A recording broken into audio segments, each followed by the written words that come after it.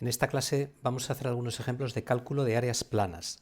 Vamos a empezar repasando los conceptos de teoría que vimos el otro día y luego veremos dos ejemplos. Uno de calcular un área entre la gráfica de una función y el eje X y otro de cálculo de un área comprendida entre varias funciones. El área delimitada por la gráfica de una función y el eje X entre dos valores de X, A y B es la integral entre A y B del valor absoluto de la función. ¿Por qué el valor absoluto de la función? Pues porque la integral es una suma de productos. El diferencial de X, que representa la anchura de los rectángulos en los que estamos dividiendo la región, que siempre es un valor positivo, y el valor de la función, que es la altura de los rectángulos. Claro, el valor de la función puede ser positivo o negativo. Si no ponemos este valor absoluto, este producto puede ser negativo y la suma puede ser negativa. Es decir, que una integral definida puede dar un resultado negativo. Sin embargo, un área siempre es positiva. Para calcular el área utilizando la integral definida, tenemos que tomar el valor absoluto de la función. En esta gráfica, esta línea de puntos representa el valor absoluto de la función. Si en cada rectángulo calculamos el valor absoluto de la función, el área nos va a quedar siempre positiva, que es como tiene que quedar un área. Normalmente no vamos a tomar el valor absoluto de la función, tal y como está escrito en esta expresión, sino que lo que vamos a hacer es dividir la región cuya área queremos calcular en subintervalos en los cuales la función tenga siempre el mismo signo, siempre positiva o siempre negativa. En este intervalo de aquí la función es siempre positiva. Podemos integrar tranquilamente y el resultado será igual al área porque la función es siempre positiva. En este intervalo de aquí la función es siempre negativa. Podemos integrar tranquilamente, nos va a dar una integral negativa y para calcular el área no tenemos nada más que tomar el valor absoluto de esa integral. Y en el tercer subintervalo, como la función siempre es positiva, el área va a ser exactamente igual a la integral. Por tanto, descomponiendo el intervalo en subintervalos donde la función tenga siempre el mismo signo, podemos calcular el área sin necesidad de tomar el valor absoluto de la función. Para dividir la región cuya área queramos calcular en estos subintervalos, necesitamos calcular los puntos de corte de la gráfica con el eje horizontal. Esos puntos de corte se calculan igualando la función a cero. Luego lo veremos en el ejemplo. También vamos a ver un ejemplo de cómo calcular el área entre dos o más curvas. La manera de calcular el área es hallar la integral del valor absoluto de la diferencia entre las funciones en el intervalo que queramos. En la gráfica de abajo vemos el por qué la integral de la diferencia de las funciones nos da como resultado el área comprendida entre las dos funciones. Si calculáramos la integral de la función f, que es la azul, calcularíamos el área de esta región. Si calculamos la integral de la función g, que es la roja, calcularíamos esta área roja. Si restamos el área azul menos el área roja, nos queda el área de color naranja, que es el área cuya región queremos calcular. También aquí tenemos que tomar el valor absoluto por el mismo motivo. Si sabemos que la función f siempre está por encima de la función g, no sería necesario tomar el valor absoluto. Pero si no sabemos cuál de las dos está por encima, tenemos que asegurarnos de que estamos calculando la diferencia siempre de la que tiene un valor mayor menos la que tiene un valor menor, para que este producto sea positivo y al sumar nos quede el resultado del área, que es lo que queremos. Aquí estamos aplicando en el fondo que la integral de la diferencia es igual a la diferencia de las integrales, que es una de las propiedades de la integral definida que vimos en su momento. Pues vamos a empezar con el primer ejemplo en el que nos piden el área de esa función, una función racional, x² menos 12 dividido entre x² más 4, entre la gráfica de la función y el eje o x. No nos especifican dos valores de x entre los cuales calcular la integral. Eso significa que la región va a estar delimitada precisamente por los puntos de corte de la función con el eje X. Vamos a calcular, por tanto, esos puntos de corte. Los puntos de corte de una función con el eje X se calculan igualando la función a cero. Igualamos la función a cero. Igualamos la función a cero y resolvemos la ecuación que nos queda. Como estamos igualando a cero una fracción algebraica, tiene que ser igual a cero el numerador. Luego tendríamos que comprobar que las soluciones que obtengamos no sean raíces del denominador, porque en ese caso la función no valdría cero, simplemente no estaría definida. Pero en este caso el denominador x² más 4 no tiene raíces y por tanto podemos tranquilamente resolver la ecuación que nos ha quedado de segundo grado, porque las dos soluciones que obtengamos van a ser ceros de la función, es decir, puntos de corte con el eje horizontal. Es una función una ecuación, perdón, muy fácil de resolver. La solución es más menos raíz de 12 o lo que es lo mismo, más menos 2 raíz de 3. ¿Cuál va a ser, por tanto, el área de la región, según hemos visto antes? La integral entre menos 2 raíz de 3 y 2 raíz de 3 del valor absoluto de la función. Sin embargo, en este caso sabemos que esta función no corta al eje nada más que en esos dos puntos. Por lo tanto, entre menos 2 raíz de 3 y 2 raíz de 3, la función f es o siempre positiva o siempre negativa, porque una función solamente puede cambiar de signo de dos formas, cortando al eje o con una discontinuidad. Esta función no tiene discontinuidades, porque ya hemos visto que es una función racional, las discontinuidades serían las raíces del denominador, pero el denominador no tiene raíces. Por tanto, entre los dos puntos de corte con el eje no puede haber cambios de signo.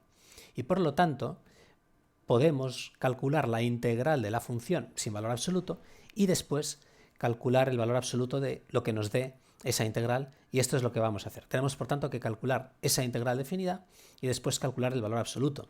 Pensad que si la función tuviese una discontinuidad, podríamos tener problemas para calcular la integral. Sabemos que una función continua siempre es integrable. Hay funciones discontinuas que también son integrables y funciones discontinuas que no son integrables. Lo que sabemos seguro es que si la función es continua es integrable. Haremos algún ejercicio en el que integraremos una función con alguna discontinuidad. Veremos que no hay problema cuando la discontinuidad es evitable, tampoco hay problema si la discontinuidad es de salto finito, pero si las discontinuidades son de salto infinito, entonces aunque a veces son integrables, no vamos a estudiar cómo se calcularían esas integrales, y otras muchas veces ya no son integrables simplemente.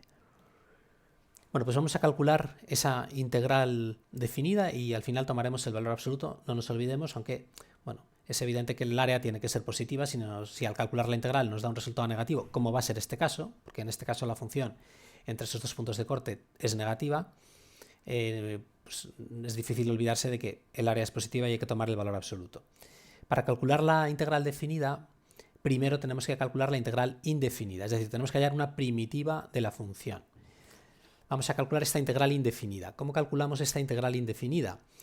Es un cociente de polinomios. Cuando tenemos un cociente de polinomios, si el grado del numerador es mayor o igual que el del denominador, lo primero que hacemos siempre es dividir. Y en este caso los grados son iguales, son de segundo grado los dos. Por tanto, vamos a dividir. Realizamos la división de los polinomios. X cuadrado menos 12 entre x cuadrado más 4. Yo voy a poner directamente el resultado, que es este.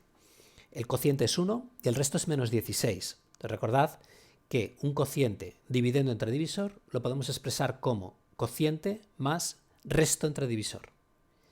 En este caso el cociente, repito, es 1 y el resto es menos 16. Y por tanto, esa división, x cuadrado menos 12 entre x cuadrado más 4, se puede expresar como 1 más menos 16 entre x cuadrado más 4. Si efectuáramos esta suma, multiplicando 1 por x cuadrado más 4, sumándole menos 16 y dividiendo entre x cuadrado más 4, volveríamos a esta fracción algebraica del principio.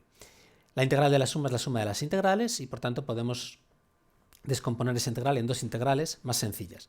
La primera de las integrales es muy sencilla, la integral de 1 es x, y la segunda integral, que ya conocemos porque hemos hecho varios ejemplos, va a ser de tipo arco tangente. Tenemos un número dividido entre x cuadrado más un número.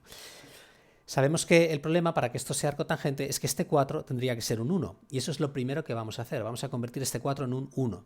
¿Cómo convertimos ese 4 en 1? Dividiendo entre 4 el numerador y el denominador de la fracción. Menos 16 entre 4 es menos 4, x cuadrado lo dividimos entre 4, de momento lo dejamos así, y 4 entre 4 es 1.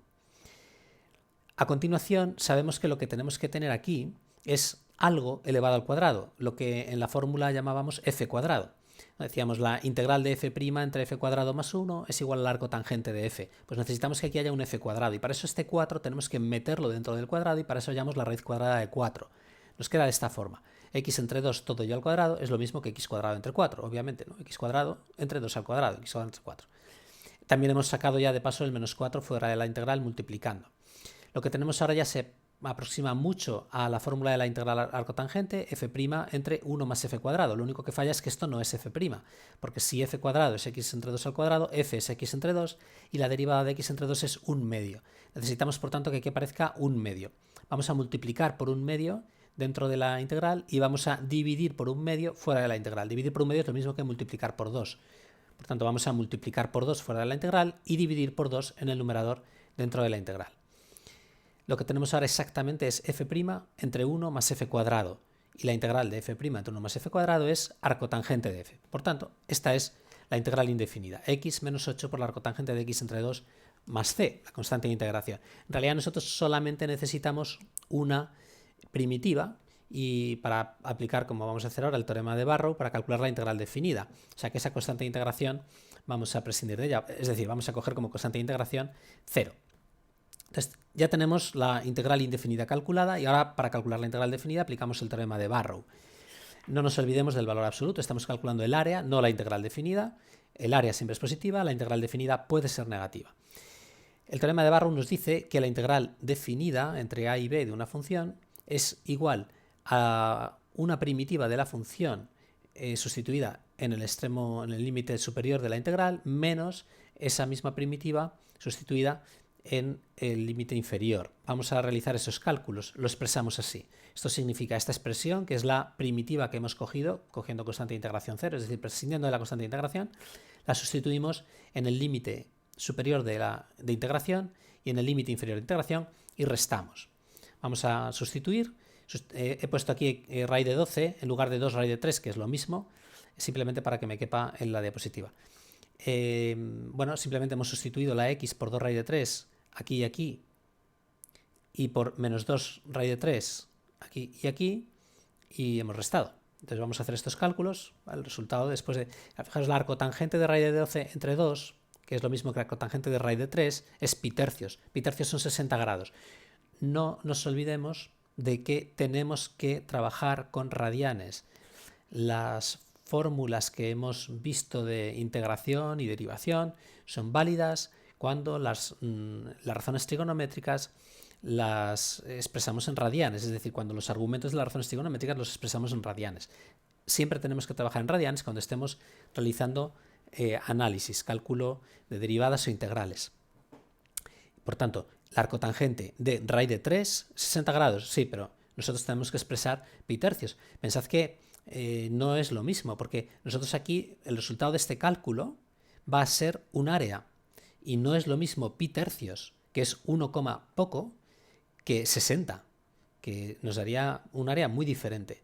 Y el área correcta es cuando expresamos el argumento de las razones trigonométricas en radianes. Bueno, el resultado de esta operación es esto y aproximadamente 9,83. Hay mucho cálculo, mucho signo menos, es fácil equivocarse y es bueno hacer alguna pequeña comprobación.